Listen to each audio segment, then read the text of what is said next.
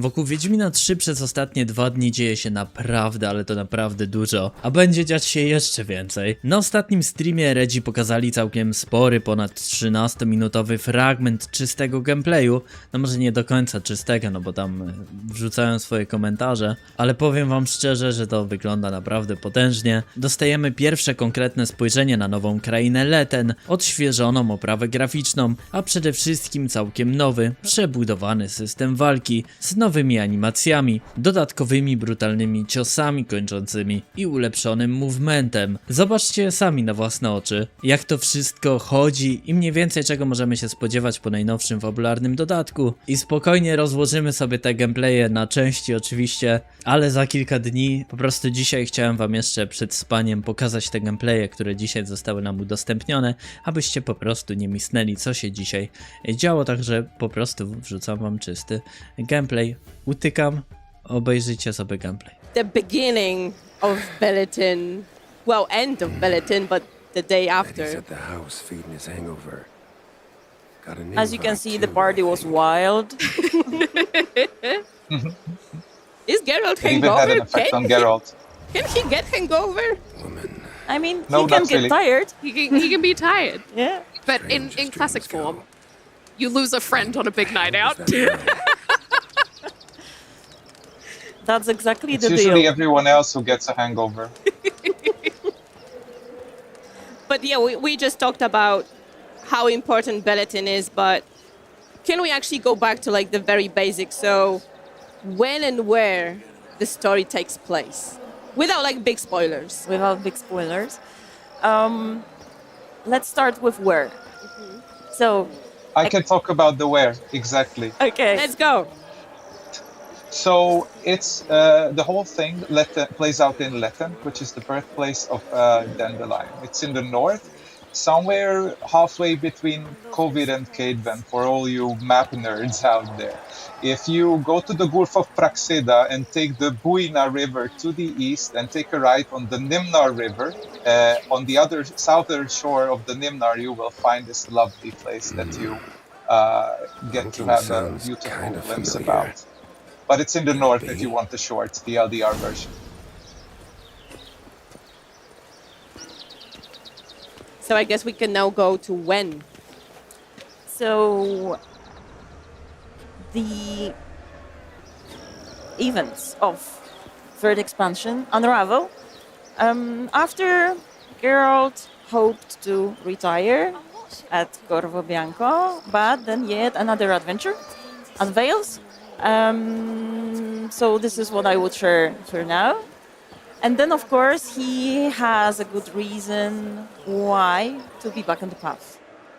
Basic story, the basic outline has some really, really great vision elements that we want to cater to, but also enable the player side of exploration, not just the story side of exploration. So we are an open world RPG, and we are going to stay true to that in Songs of the Past as well. And we want to make sure that you are enabled to explore, but guided gently towards elements of the story, so you can still experience it as we sort of intend, but in your own pace, if you understand what I'm saying. So it's directed, but gently, and lets you engage in open world activities while you're already invested in a greater storyline unfolding. So it's still up to you, but nicely framed. And this, I think, was one of the biggest challenges still, which was the biggest challenge in the original game as well. And I guess on that, Peter, what as players are sort of taking in the world and the architecture and all the work that the team has done, what's something that you really hope that they'll get to see and immerse themselves in, and maybe like the finer details?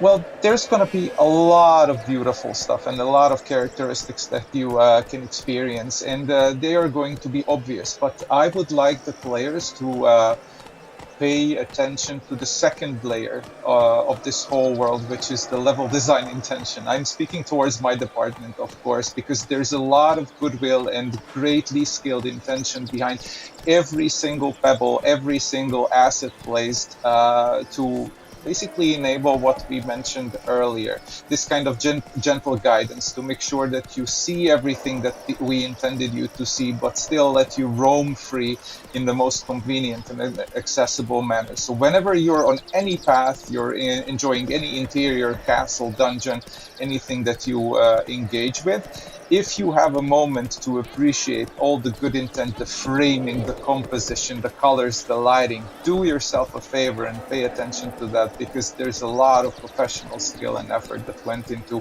every square centimeter of this new world.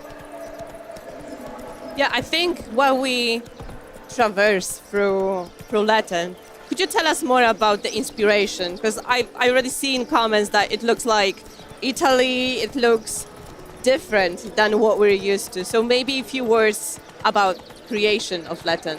Right. So we still wanted to keep this character of Letten that is very close to our fond childhood memories of holidays spent at grandma and grandpa in the countryside. So when exploring Letten, when entering Letten, you should feel that from the get-go, right? This is a very calm land, an idyllic land, a rich one, but also mornings are fresh, right? You can see the crisp light traveling on all the vegetation and like shining on you through the leaves, and you can actually feel it that it's peaceful, it's there. So it's familiar for the Polish countryside, I would say, but also, as we can see right now, we also took some inspirations from British Isles when it comes to architecture, and it has a further connection to the lore, to the story of this place, because Dandelion, whose family is the owner of the land, they are counts, right? Mm-hmm. So as we were looking for something connected with the title of the count itself, we were looking into the British Isles as well, to Tudors a little bit. I've seen a question in the chat. Yep. Can you explore Dandelion's house? Or Yes. his family house? Yes. Yes. Yes. And it has many rooms and corridors, so there is a lot of explore and many secrets. Okay, Secrets. so far we showed you a little bit of the sunny Letten, but it also has woods, Oh, yes. dark woods, Lots of it, yes. lots of dark woods. Can we maybe talk about how you guys approach designing this contrast between super sunny village and then dark forest with like fog and all that mystery around? Yeah, this was an exceptionally tricky thing to pull off, and I bet it's the trickiest part of every game that tries to illustrate values through contrast, is how to blend like one extreme into the other extreme. But with clever framing, composition, and distancing and density and encounters and community design and every single component, it's manageable. But you have to be mindful, of course, how you conduct the journey there, how you can end up from one place to another, like accidentally, and make sure that the things do not happen like that unless you intend them to happen like that. So it is kind of tricky, but it requires a lot of testing and a lot of iteration, of course, and subtle play with colors and, of course, expectations, how you set up a certain mood with shapes that bleed out into the surrounding environment a little bit sooner, just to like set the mind in that kind of mood earlier with a smooth transition. So everything happens in good rhythm and pacing. Yeah, beautiful. As a side note, the framing of the moon, so was it difficult to kind of find the style that they have and these beautiful patterns that are sort of so intricately stitched into the clothing? Well, Len will probably say more about this in a second, but, you know, it's not only about the outfits. It's also about the architecture, about the foliage that you see in Letten. We were trying to create a land that is very consistent in how it looks and how it feels, but also a very distinctive part of the world, that you can feel that this is a very distinctive part of the world. And things that you see on their clothing are, when you play the game, you will see that those are deeply connected to their traditions and to their folklore in this particular area.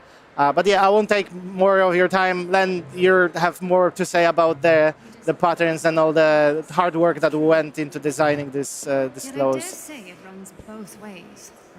Yeah, so basically with regards to patterns and how we generally like approach like embroideries or even decorative things that you find in furniture and just like the whole world creation.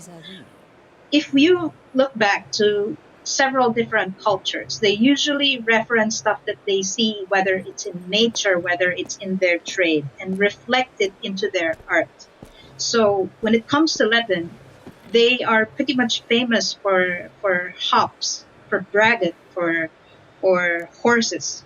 And all of these are pretty much brought back into the artistry that you will find in, pretty much furniture, clothes, and it keeps the world consistent this way. Yeah, even if you notice, like her chair, there are hops cones behind her, you know. Wow. So many details. Yeah. So many cool details. How did you actually ensure that the characters and the whole world feels really authentic to the entire Witcher universe? Because we had Velen before, we had Tucson, and now we're in Letten, right? Completely different, new world to everyone. So how are you guys making sure it all feels connected and right? Well, it's obviously hard. Like it's obviously the effect of hard work of many people in many departments collaborating together to make this a reality. But you know, at the very beginning, you always start with a question: what this area is, how they live, what they breed, what they grow, where they get their money from, where they get the food from, how many people there are also, right? So we were approaching it from all of those different sides. Like, you know, Len said that the embroidery is taken strictly from the fact from the things that they do in the valley. But when we were designing this at the very beginning, we asked ourselves the questions: okay, so how many people actually live in this valley? In this valley. So how many villages we have? How many villagers in the village? How big is the brewery? How many horses do they breed? Like how many sheep you need to breed to keep everybody fed and still have sheep to sell? And from those very mundane, everyday questions came the picture that you see on the screen, because the devil is in the details, right? And if you put your mind and eye to such detail and your attention to it, the longer you work on it, the more details appear in your art and in your quests, in your dialogues, and you know, in the characters themselves. So yeah. Yeah, absolutely. It's quite amazing. It's like economics being thought into this world to output art. yeah. I mean, you know, this is the MO that CD Projekt always had when working on Witcher games. This is what we do in Full Theory as well. Yeah. We have some returning ones as well, though, that we want to dive into to start with. One of them is Thornbloom. Yes. So, as you can see, while we have some gameplay going, we're going to have a run-in. Well, this is not actually. I mean, this is obviously a variation of an Archispore, right? But as you can see during his attacks, this is not your regular Archispore. Bit different. Yeah, this is something that has been born in the Garden of Thorns, so you know it has to be special. And as you can see, there are like new attack patterns, new VFXs. This is, by the way, you can already see the remaster improvements in VFXs, which are mind-blowing in my opinion. And yeah, so we have this one, but we have there are some old monsters as well there.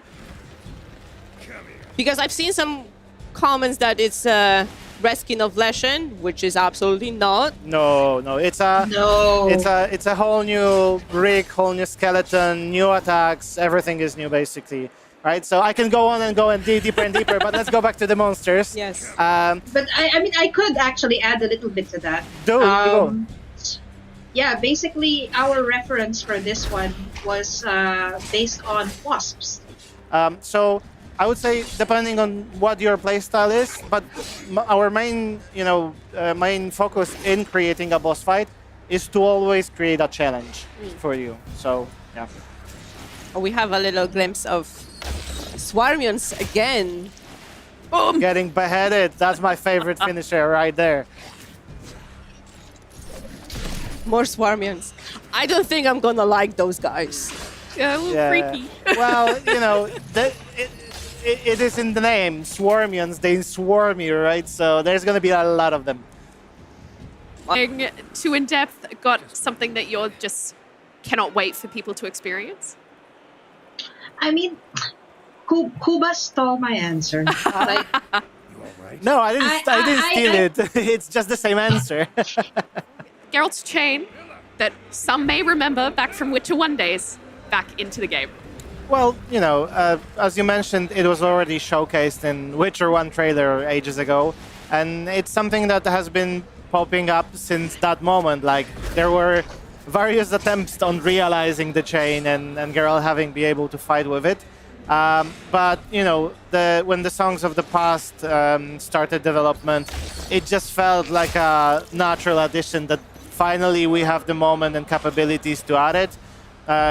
Few things have to happen, like stars had to align, and Ubisoft help was needed as well for preparing the remaster, because there wasn't an option to add the chain before without doing this little tweaks and fixes for the combat itself, because otherwise it would be just too clunky, frustrating, and not really any help. Whereas now, after the changes that Moritz will in a second probably deep dive into, it's a very cool crowd control weapon. All right. And I guess on this, so how does the chain sort of change the flow of combat compared to the use of swords and signs, which we're more used to? Well, it's a weapon that you equip in the same slot as the crossbow, basically, and it kind of reuses some of the mechanics. So as you've seen on the clip out there, you can aim at an enemy. There are some weak spots that appear. We're going to talk about it in a second.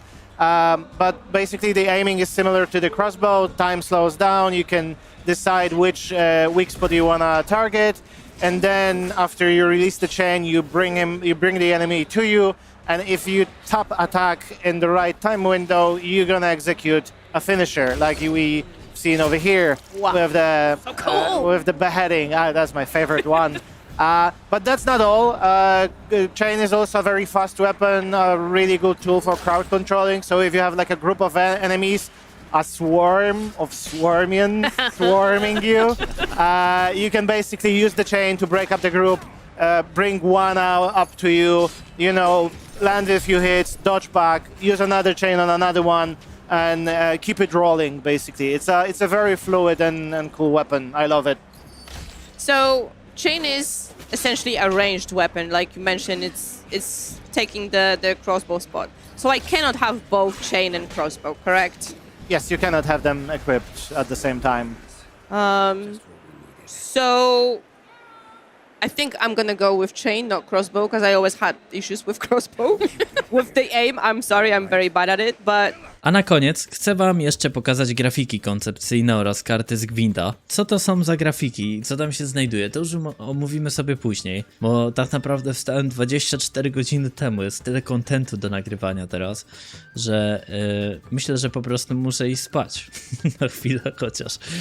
Więc omówimy sobie te grafiki, ale to już zrobimy za kilka dni, ale żebyście byli na bieżąco, no to różne, myślę, że naprawdę ładne grafiki z nowego DLC do Wiedźmina Pieśni Przeszłości, w tym też grafiki koncepcyjne, czy choćby karty do Gwinta.